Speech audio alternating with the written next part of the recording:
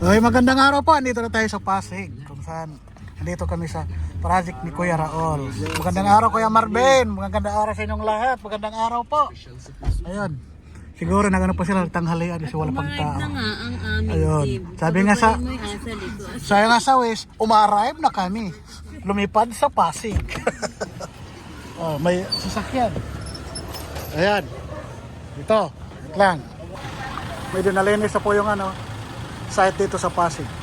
Nawala na yung mga hindi na masyado tawag doon, wala na masyadong damo-damo. Sarado pa lang kasi nag-break time sila.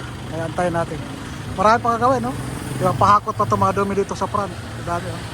Yung kahoy, papaputol pa rin yan. Sabi ni Marvin, para putulin na nito. Papaalam ba yan? Ito, pinapaalam na dito sa Pasig para hakutin na yan. Tantabayan natin na malinis talaga yan. Tantabayan din natin yung mga bahagi sa loob. Okay? O, sara nyo ha. Pag gumagawa kayo, huwag nyo papasukin ng mga bata. Kasi order yan ng huwag pako. Oo, babagsakan. Kaya natin, secure natin yung natin, work area. Yan. Oh, yan. Dahan-dahan lang, bis naman. Sabi ko sa kanya yun. Kung magtrabaho sila, isara yung gate para walang outsider papasok. Kailangan, mahirap kasi dito pag pag mapako yan, delikado. Sagutin. Yun. Yun. Parang gubat ito. Oh, jungle nga. Oo. Sabi ko, Karwel.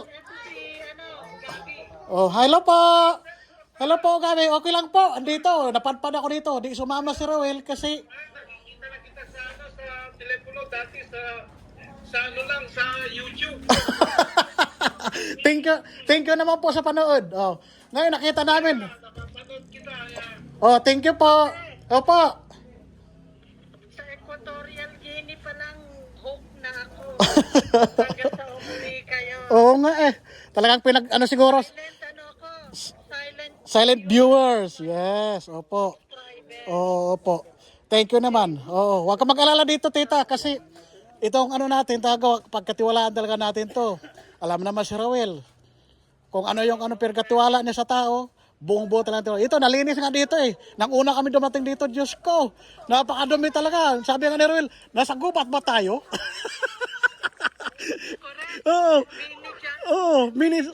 Oo, totoo talaga sinabi mo, mini jungle kasi ang daming puno, tapos ang dami pa mga daming basura sa looban. Nakita mo nga dito, ang dami basura yung naipon nila, mga ilang araw lang yan. Marami. Sabi nga ni years pa naman ngayon lang nagalaw to. Ay, ang tagal na rin pala, no? Napabayaan. Sige lang, Katli. Kasi at least, sobrang busy na pa ba yan, hindi naman totally nakalimutan. At least ngayon, ginagalawan nyo na. At least for business na, oo. At least pag uwi nyo dito, makita nyo yung resulta nito. Talagang, so makauwi din kayo, sabi nga nila. Sabi nga, in God's perfect time talaga yan. Oo, darating kayo dyan. Oo, totoo. Kaya, hinahinay lang to. Sabihin man natin, wag lang tayo magmadali. Dahan-dahan, at least pagawa. Sakto na pagawa siya na hindi ka magsisisi na makita mo yung magandang. Yes. Kasi may mga bata. Apo, mayroon. Palabasin mo nga yan. Hoy. Ma-aksidente yan. Labas daw kayo ha. Delikado dito kasi may mga pako, mga bata, labas. Sabi ni tita, labas mo kayo ha. Hindi po ito playground. Shh. Mga bata, labas daw kayo. Ando na tita, pinapaalis ko. Patay tayo dyan. Kaya nga Pagbabayad tayo. lumabas na. Mga dito. Lumabas na. Si Sir, mga bata. Naku, alam mo naman yung mga bata. Nakitsismis rin. Iniisip siguro na, gubat ito ngayon, ginagalaw na. Baka nagtataka sila. Kaya nga kaya nakakatakot kasi ang dami kayo pako, nakakatihaya. Ayan. Si Aya, Pa. yung vlog ng asawa mo, Apa. yung vlog ni Si Beljun. Si Dindin. Mag-enjoy ka doon. Nako. Mag-enjoy ka talaga. Thank you naman po. Thank you naman po sa inyong suporta. ko yan. Pag minsan, nasa desk ko pa yan. Wow. Itong iPhone ko. Mm. O kaya sa madaling araw, gigising ako, nanonood na ako sa inyo bago Nakakatawa. magluluto ng breakfast, Opo. magpe-prepare, papasok. Opo. Nakakatawa naman talaga kayo sa suporta nyo sa amin. Kaya malaking talaga utang namin loob sa inyo. Magpapasalamat talaga kami sa inyo. Dahil sa inyo, wala kami din. Kayo lang naman talaga ang pinakamahalaga eh. Oo. Maraming nanonood sa inyo, kala nyo lang, Oo nga eh. kasi tahimik eh. Oo, opo, totoo. Hindi nyo kami nakikita, Oo. subscribe. Correct, tama ka Minsan, talaga. hindi ako nagko-comment ako minsan, pero marami kasi nagko-comment. Oo na, punong-puno na. Lalo na doon sa pig. Punong-puno talaga. Di ka halos mapansin doon kasi sobrang dami. At saka, matamad ka na rin magbasa kasi ilang daan yung magko-comment. Nasa 500, 600. Diyos ko, mabasahin mo pa ba yun? Napakadami. Minsan kasi, kung gusto mo talaga mag-share ng message, alin? Pupunta lang si Ruel dito eh. Bakit hindi ka pupunta kay anong pangalan nun? Kanino? Yung mag-i-sponsor? Si Ma'am Karen. Hindi, isa. Yung Yung nasa Orange County. sa Orange County, Taga Isabela. Opo, yun ang sabi niya. Pero ano pa, Anong pangalan nun? pinaplano pa lang nila. Kasi alam mo naman, Sama sa kanila. alam mo naman tita, may mga project pa rin. Hindi naman pwede na iwanan lang din ng walang tao. May tao. Yung mga bata. Oo, may mga bata rin. Hindi naman pwede na lahat-lahat iwanan mo. Nabuti kong ilang araw ka lang dyan, 2 araw, 3. Kaya, Oo, mayigin naman yung ano. Tita, kausapin mo si Marvin. may man. Kausapin mo. Sige. Dito, Marvin. Ayan. Ayan na po. Ay, nakausap ko yung may-ari. Yung may-ari ng may-ari dito sa Pasig. Ang bait din niya. Sabi nga niya, tuwan-tuwala siya sa amin. Tuwan-tuwala ka. Sabi ko nga, oo naman. Hindi naman yung pabayaan yan. Kaya oo naman, basta trust lang talaga ng tao. Trust sa isa't isa. Tsaka alam namin na magawa nila to ni Marvin. Hopefully na wala namang problema eh. Alam ko naman si Marvin ang pagkatiwalaan sila ni Ninong. So ito nga pala, dito daw yung bahay ni Tita, ng kapatid niya. Tapos ito yung, sabi ni Tita, apartment na itong area dito. Ito yung sa kapatid niya, bahay daw to. Ito yung area, bahay daw itong kapatid niya ito. Kasi hati kasi sila nito eh. Tapos yung nandoon sa may mangga, ito may nakapader. Yun yung kay sa kanya. Yun yung sa kanya. Apartment daw itayo niya kasi paupahan din niya. Kasi, maganda rin kasi business naman talaga. Dito, ito yung parking. Sa ngayon, pinapauna pa lang nila magkapatid yung pader para secure naman kasi yun naman pinaka-importante. Yun talaga. Kaya ito man mahalagang unang papagawa nila nito. Ayun na doon sila sabi kayo nakausap ko kanina. Kaya napakabait din nila. Supportive talaga din sila. Sinusuportahan nila yung project ni Kuya Raul. Sinusuportahan nila yung vlog ni Kuya Raul. Kaya dito ko muna tapusin yung namin ha. Ito nakita nyo man. Malinis na po. Andan na po yung lahat ng basura. Ready na yan. I-coordinate ni Marvin sa barangay para kukunin to lilinisin pati yung sa front. Yan. Ayan o. Ipapakita ko sa inyo yung sa front kung gaano karami din basura. Yun daw ang nila. Pa-coordinate palinisan. Alin? Yan. Yan. Ito yung sa front. Ito yung palilinis din ni Marvin. Nirequest na daw niya to sa barangay. Ayan o. Madami din. Ilang truck din to. Yan o. Mga kahoy. Ito. Kailangan nilinisin. Ito naman mangga. I-request din daw niya to sa Nico.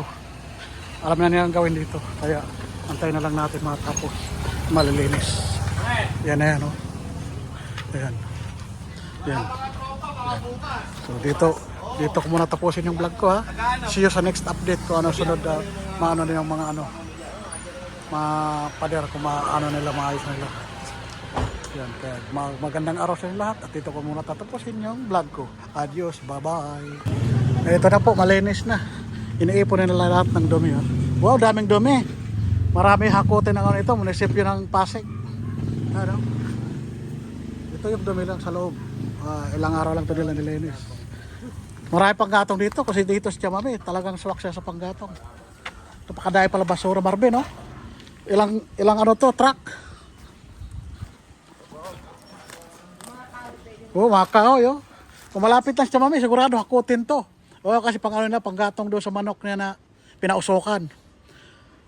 Magsasawa dito, maghakot, napakadami oh. Pero dito malinis na siya. Wala na yung sinira nila yung bahay. Ito na yung mga mga waste na ginagawa nila. Sigurado naman to, hakot to the max to. Kaya maraming dito. Maraming hakotin ng Pasig. Ito na po yun oh. Dati buo to, ngayon nalinis na. Ayan na po. Pakita ko sa inyo. Ayan na po oh. Ang laki ng lugar no, di ba? Ito, sasira pa rin nila to. Yan.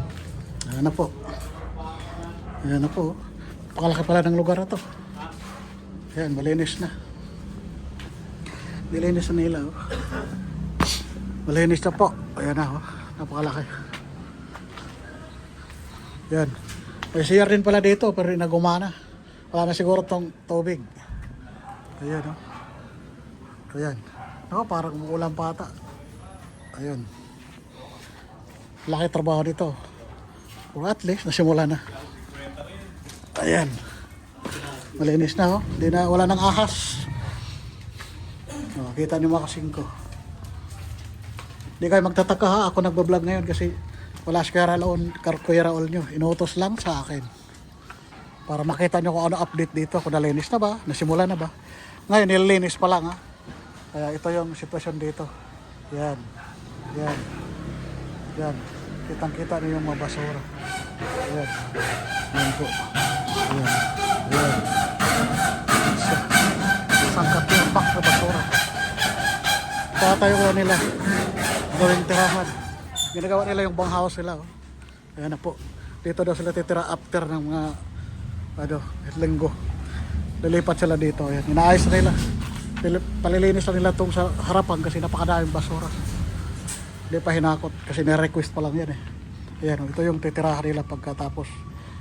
Nasa ngayon, doon sila tumira sa may nirentahan silang bahay. Kasi mahirap naman, walang CR ito, wala pang tubig. Kailangan ayusin mo na lahat. Tama din naman. Ayan o. Pamabungan nila to, dito na sila tutulog. Ayan. Kasi kawawa naman din, walang tubig. Kapakahirap mamuhay kayo walang tubig at ilaw. Pinapras pa lang. Oh, ito na daw yung barak, sabi ni Ninong. Ilang tao dito, Ninong? Supposed to be ang dito? 15. So, 20 hanggang 20 ka tao. So, marami rin pala ito. Mabilis palang trabaho dito kasi marami sila. Ayan na po. Talagang, ang unang gawin dito, Ninong, ano na ang unang gawin nila dito? Bakod muna. Bakod muna daw. So, di pa muna yung bahay. So, pinapriority muna yung bakod. Yun daw, lilinisin daw bakod. Yun ang unang trabaho nila dito. So sabi ni Ninong, 20 katao na dito, titira. Ito yung barak sila na inaayos. Kasi mahirap naman dito titira agad, wala ka pang tubig, wala pang kuryente. Kaya tama naman si Ninong, unahin muna pag-ayos dito. Pag maayos na lahat, may kuryente, may tubig, dito sila lilipat. So doon na sila magsisimula. Pero priority talaga nila daw, ang bakod muna daw. Doon nakita nyo kanina sa labasan.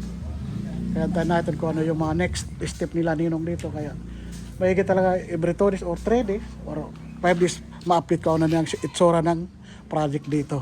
Ayan na po. So tingnan nyo yung saan yung ibabakod. Ito Ninong sa gilid, no? Lahat ito babakuran lang. Dito. Ito daw yung simula nila. Ito sa gilid dito. Dito yung mga bakod.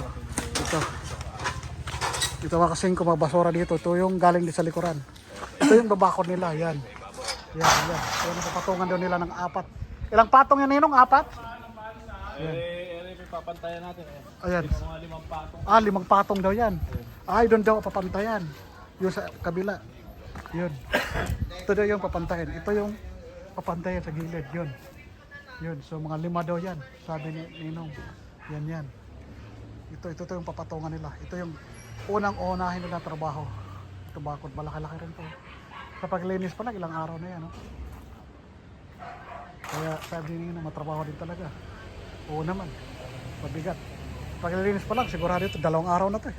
2 or 3 araw. Laki. 500 kasi ito, 500 meters. Ayan na po. Yan ang target nila. Ayan o. Laki. Diba kung napakaswerte na kayo dito? May project ka ganito kalaki. May lupa ka dito sa sentro. Business talaga to eh. Nasa Pasig eh. Marami talaga upa dito, lalo na kung kaso private nila, bahay lang daw. Bahay, saka parking to. Dito bahay, dito na area. May bahay, saka ito parking. Ito may mga basura. Diba? Ganda nito kung matapos. Sigurado marami dito magpa-park. Sa luwang ba naman, ilang sasakyan dito kasya. Ayan, oh. Oh, maganda talaga sitwasyon dito na matapos ito. Pero abangan lang natin kung ano susunod. Ngayon, linis-linis muna. Lilinisin hanggang gusto. Para pag malinis ito, wala sila masyadong basura na asikasuhin. Total pahakot naman daw ang gawin dito. Ayan, oh. Wala kayo. Yan. Swerte talaga ng taga dito kung makabili ka ng ganitong lupa. Commercial establishment. Kagandahan ng ating bossing, inaisip yung kapakanan nyo na maganda yung kinabukasan. Kasi nagtatanong ngayon, nakaraan pa, may mga is-is kaya yan? Sabi ko, tanongin natin. Kasi di naman natin alam yan. Sigurado yan. Hindi lahat may is-is, sabi ko sa kanya. Oo. Sabi ko, sa construction kasi, bihira lang. Maliban lang kung malaki ang construction, nasa ganito kalaki na construction. Yun ang sigurado. Pero sa maliitan lang, sabi niya, kahit nga na maliit, mabudyan natin sila kasi para sa kanila yun. Kaya nga, oo. Oh, kaya mahalaga talaga may is-is ka. Kasi imagine. Para sa'yo yan. Kasi just in case kasi. Magkasakit ka, kung wala kang pilil, sino hanapan ka? Sa ospital, hanapan ka. Oh, yung is-is mo pagdating ng araw, mag-10 taon ka, makaano ka na eh. Oo. Pag 10 taon, ano ka na? May monthly ka na. 3 years, maglulun ka. Yun yung kagandahan. Magandang araw po ulit. Ngayon, nandito tayo sa site sa Pasig. Kung saan, kinukuha na natin yung details sa mga tauhan natin dito. Kasi may record din sila. Saka sabi na rin, paggawan daw na ng ID at saka sa SS. Kasi para naman secure din sila. Para di magtatanong yung mga subscriber natin, meron ba sila diyan? Meron ba sila ganito, gano'n? Ayan, masagot namin kayo. Ngayon, dinadandaan na namin ang process kung ano next para after nyon may mga benepisyo din sila na makuha sa mga gandahan, sa company. Nakikita lang makuha natin yung mga details sila. Sir, pati ba yung Alin? number na ililista ko na rin? Ilista mo. Ng SS? Ay hindi, wag muna. Hingin namin, kunin namin dyan yung copy ng ISIS nyo. Pag mag-start tayo maghulog. Ngayon, inaano pa lang yan. Number ng cellphone pwede sir. Oh, walang problema yun. Hulihin ko pagkuha yung mga niyo. Ano lang sa number ng cellphone. Bala sila, pao number, may pao cellphone. Kung sa inyo, pag wala pa, i-apply lang naman yan. Basta antayin nyo lang kung ano yung next natin. Kasi kung mag-apply na, pag-apply yan, manghingi yan ng birth certificate. Ganun. Basta, anohin natin yan. Dandahan natin. Oo. Lagay wali pa nga. Oh. Teka muna kasi!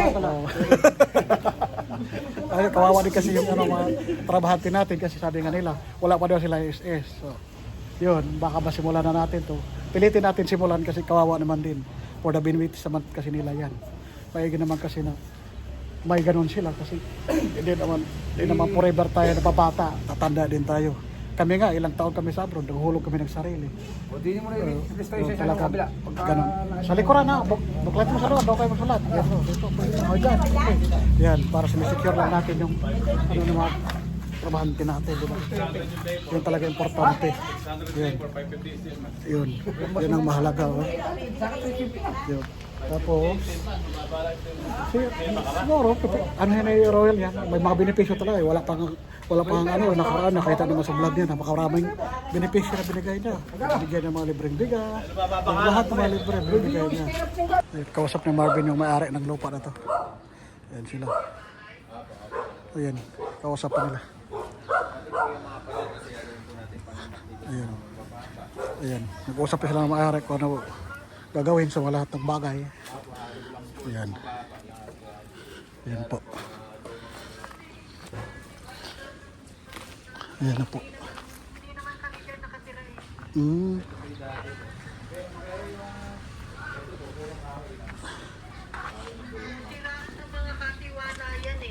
Boarding house pala to dati. So ito pa yung area ninong na may bahay. Ito dito. Diretso doon. Hindi pa. Pag ano yung hati ng lupa. Pag ano ng bahay dito. Pag ano hati ng lupa. Oo nga. Ito yung sa lalaki. Ito yung bahay yung sa lalaki.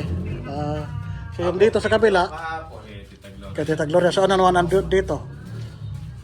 Yung kumbaga bahay din. Kaya sabi apartment lang. Sa kapatid niya lalaki, bahay. Sa kanya apartment. Tapos doon yung parking. So dito daw. Ay hindi, iwasan natin basta ito nadadayo tayo sa mga construction. Iwasan natin yung yung pagsiga bawal talaga yun kahit saan ka. Tapos yung pagtapon saan bawal. Ano lang natin, itapon natin sa proper area para walang problema. Kasi nagsiga. Kailan kayo kahapon napunta? Kailan kayo natawag ng barangay kahapon? Napunta kayo doon? O warning pa lang? May nagpunta po rin itong barangay ka. Pinigil na naman. Oo. Nalalay ka, pinapatay. Kaya iwasan nyo yan, iwasan nyo. Huwag kayo magsiga. Basta yun ang ano nyo. Yun ang ano nyo sa construction ano natin. Secure tayo. Ang pagtapon, ilagay sa tamang tapunan. O ang pagsiga, pinabawal talaga yan. Kahit saan tayo. Yun talaga importante. Para secure yung work area natin. Yun. Kaya na po, patuloy pa rin sila. Kayo mga kasing ko, ano mga advice sa ano? Ano masasabi nyo sa pinagawa ni Kuya Roel nyo? Para sa akin, napaganda nito para sa mga trabahante. Ito yun na may benepisyo nila para parating na mga panahon. At least nag-isip yung amo natin, lala si Roel, para sa kapakanan nila. Tama din naman. Yan ang importante sa trabahante na kahit bahay maliit man na construction, mayroon sila benepisyo kasi mahirap naman din wala. Totonga nga sila pagdating ng matanda na. Kaya at least, yun talaga pinaka-the best. Ito nga pinaka-ano namin, sabi namin dati, maganda kasi may benepisyo ang tao. Kasi ranas din natin yan, nag-abroad kami. Mayroon naman tayo benepisyo. Bakit din natin apply sa mga tao dito? Sa mga tao sa construction. Kasi kawawa din sila eh. Sabihin naman na gumagastos, pero ano na natin, ibigay na natin yung kagandahan sa kanila. Kasi at least man, maalis man sila sa atin na nabayaran natin yung lahat ng mga ganon, wala sila masabi na best ang naano nila dito, naranasan nila dito. Kaya tulungan lang natin sila. Sana marami ang project na paparating sa kay Kuya Raul. Yun naman ang purpose natin dito. Kaya pagpe-pray natin lahat, successful tayo lahat, lalo na sa pagtatrabaho dito sa construction na walang walang mga aksidente, walang ganito ganon na nasa safe sila lahat. Kaya lang pagdasal natin. God is good naman lagi. Huwag lang tayo umaabuso. Susunod tayo sa rules ng munisipyo. Kung ano yung ng barangay, sundin din natin para walang problema. At sa kapatrabaho natin, successful. Walang mga aberya. Yun naman importante sa pagtatrabaho. Kaya thank you talaga. Sana suportahan nyo kami lagi. Ang Pig Pinoy Control Kini kay Kuya Raul ninyo. Oo. Kasi kukunin muna namin yung record niya at verify namin kung sino may SS at wala. Para makita naman yan. Check namin sa SS. Oo. Yan po sila. Ito yung taon. Ilan po kayo dito ngayon? 7. 7 pa daw sila ngayon. Pero ang sabi ni Ninong, 20 daw to sila. Pero ngayon lang start pa kasi naglilinis. Tinatabas sila yung madama. Okay, malinis na nga eh. Ayan. Kaya ito yung pinakamaganda kasi na ibigay mo na benepisyo sa tao. Yung ano nila. Yung kinamagandang kinabukasan nila. Kasi kahirap din na wala kaya silang SS kung hanggang kailan sila walang SS, hanggang trabaho lang sila. Maganda kasi may SS na inuhulugan.